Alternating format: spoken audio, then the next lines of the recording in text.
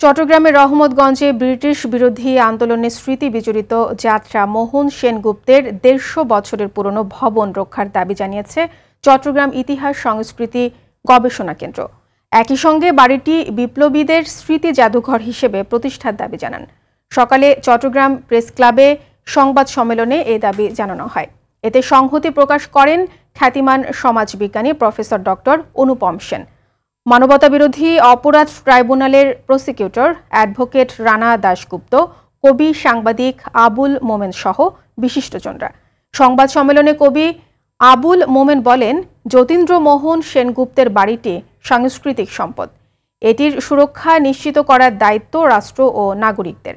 গতকাল আদালতের আদেশের কথা বলে এক ব্যক্তি বুলডোজার দিয়ে বাড়িটি ভাঙতে চেয়েছেন। পরে স্থানীয়দের নিয়ে প্রতিরোধ গড়ে তোলেন রানা দাশগুপ্ত।